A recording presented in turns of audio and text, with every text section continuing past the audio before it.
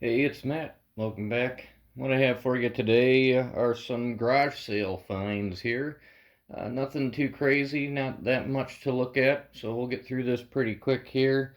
Got a couple of oil filter wrenches. We have a Plews Tools. I think this company is still around. 70-723. So I picked that up, paid $1 for that. And this one is an OEM. Yeah, OEM tools. I'm not quite sure where they're manufactured. I have to do some research on them.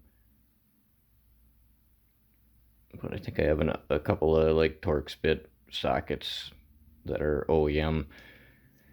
But figured I'd pick those filter wrenches up. And all these wrenches, I paid $0.25 for each one of these. And these sockets as well. So we have a Craftsman double line V 3/4 12-point half-inch drive,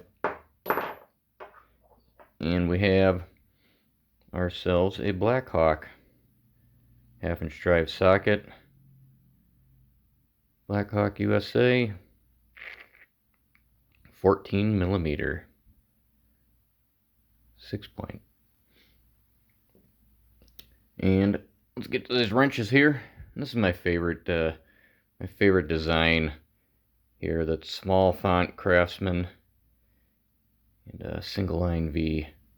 Just like, I don't know why, I just like that logo, that the whole panel, everything. But 3/8 7/16, not bad for $0.25. And this wrench, I kind of duped myself on. So sometimes at the rummage sales, you just get tunnel vision. You just pick something up, you look at it, and you're like, yeah, that's only $0.25. I'm just grabbing that, and you don't even really look at it. But, you know, I grabbed it. I knew it was probably a Blue Point, and I was correct. It was a Blue Point Supreme, so I said, yep, that's coming home with me. And I didn't really take a close look at it, and yeah, I probably should have.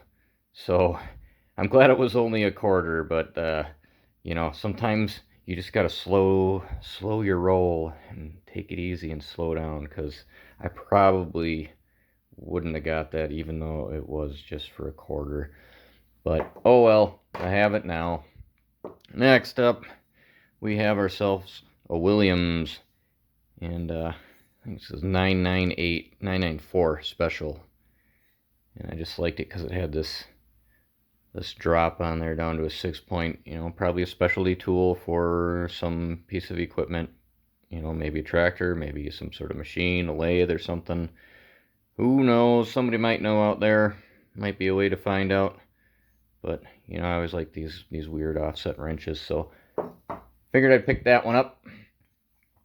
Next up, we have a molybdenum alloy, Ward's Master Quality, and I believe this is made by Bridgeport, and for Montgomery Ward tools. So figured I'd snag that up. I don't see these too often, and it'll clean up all right.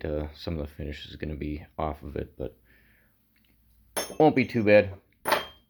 Next up, we have ourselves a old Cornwell. I had to get that one. Got that double offset on there, kind of a weird little setup there, kind of like that. I believe it was a Mac one that I had in the last one, or a Snap-on. I think it was a Snap-on. Snap-on 3/8, I think it was, that had this double offset on there.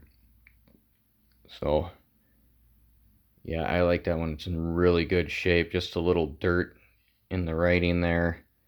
Barely looks used. This one, nice grab for $0.25. All right, now we have some cutting tools here. I think I paid $1 each for these scissors and these snippers and everything. So scissors are usually pretty trash when I find them in toolboxes, and these weren't that bad. They still have that sound to them, you know. When you hear that, you know that there still might be some life in there. And they do cut paper pretty good, but I can't just draw them through the sheet. So they need a little bit of work. Clearly you could see there's some rust in them. but I think they're savable. They're not in too bad a shape. And these are Sammann, Sammann, and they are hot drop forged steel made in Italy. And just a little bit of paint. I would imagine these handles were black at one point, and this was just polished. So I don't know if I'm gonna fully restore these yet. I don't think so. I might just clean them up a little bit. This is what I kind of like my tools to be like this, and I'll show you a little more with those. But I think these will sharpen up nice, and they'd be good for a toolbox pair of scissors. And these little tin snips here, we have some Crescent tool company snips, and they kind of have the sound. I could tighten this up a little bit, and they could use a little bit of work, but again, the blade does not look bad at all on these. And for a buck, I couldn't pass them up. I don't have a pair of these, so I know if I squeeze them together, I can kind of get that sound out of them. So pretty sure I can get them back to good working order without too much effort. And you can see they kind of have this blue paint on it. I don't know if, I mean, I can kind of see it in there. Kind of a dark blue paint in there. And you can see it inside the handle as well. And this is kind of how I like my tools. Some people like to restore them, you know, make them look nice and pretty, and I like my tools to look like they've been used and abused, but they actually still function. Maybe not, maybe I shouldn't say abused. I just like them to look used like this. Just like these little pruning shears or poultry shears. I like this look. The paint is, you know, halfway off of it, but it's not totally rusted. This little bit of rust I'm going to try to clean up. If these whole, you know, shears looked like that, I would probably then, you know, soak these and get all of the rust off of them, all of the surface rust off them, get all the paint off of them, and completely restore them.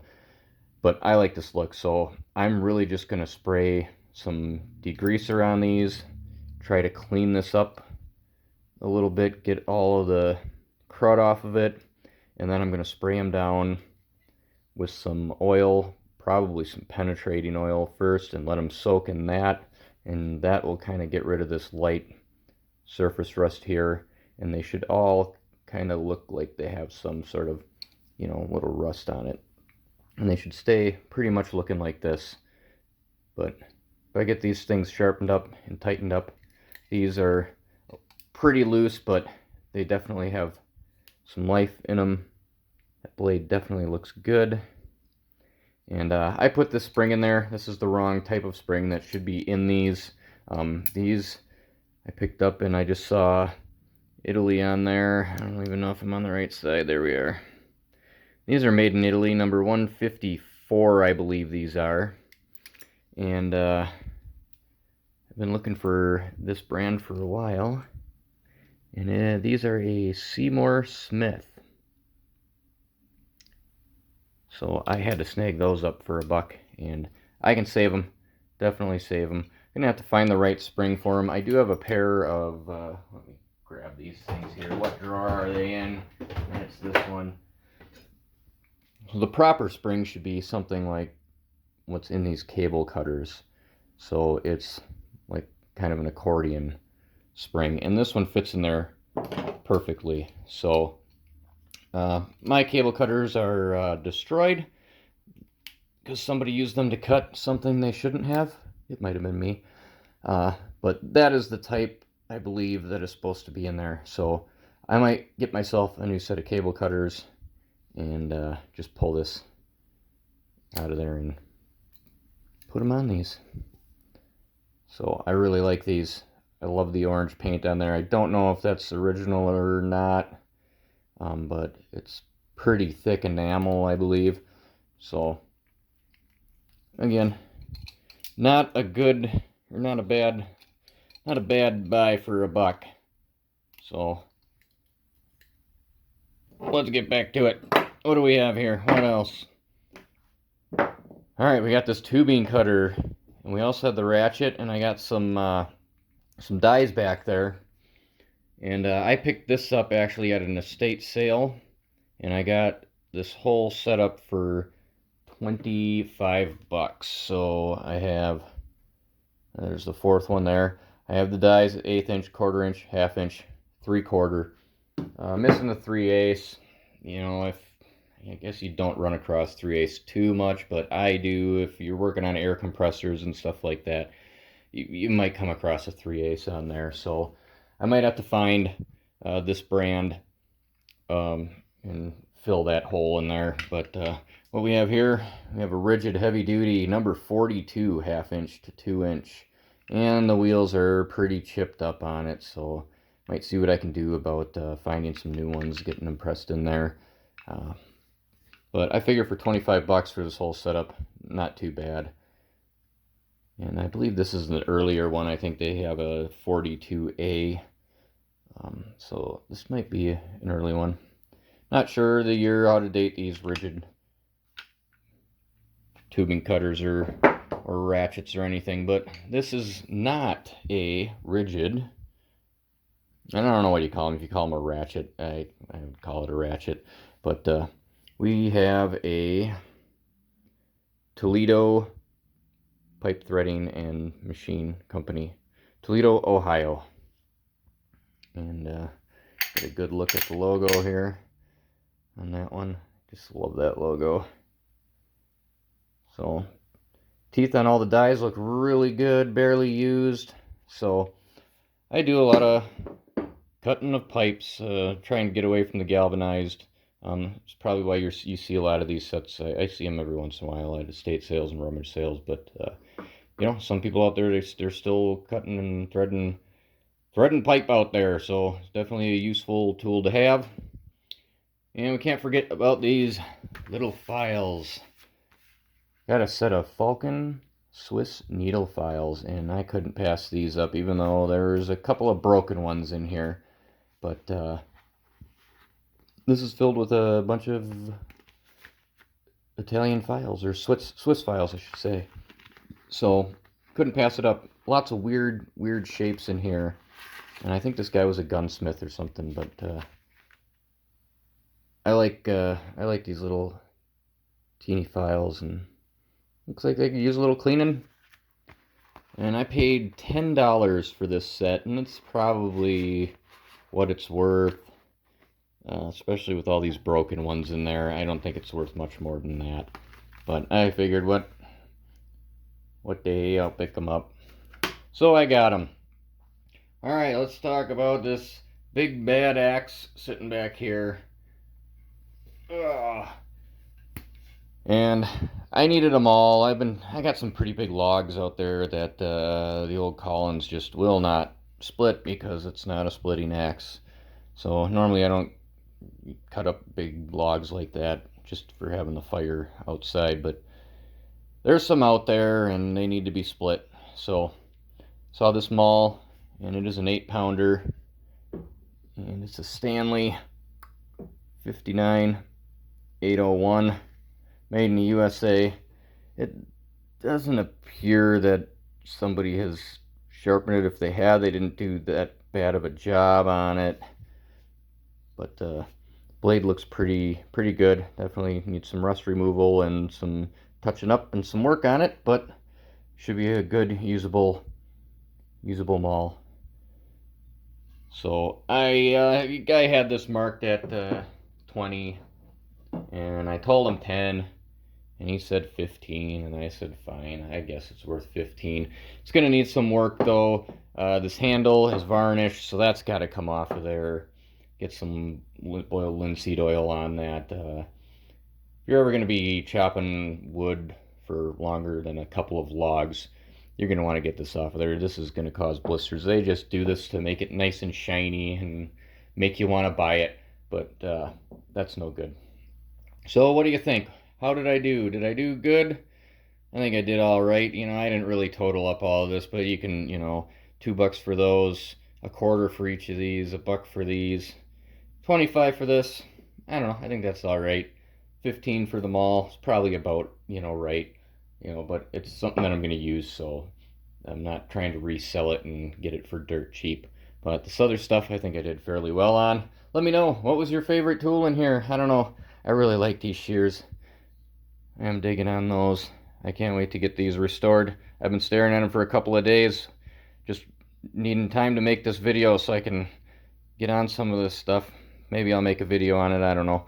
Don't have too much time during the summer to do any restoration, so maybe I'll just hang on to all of this stuff and in the winter do a bunch of restoration or rejuvenating videos. Again, I'm not really too into doing full restorations on something, and I usually would only do that if these were like, you know, all covered in rust like that and had way less paint on it.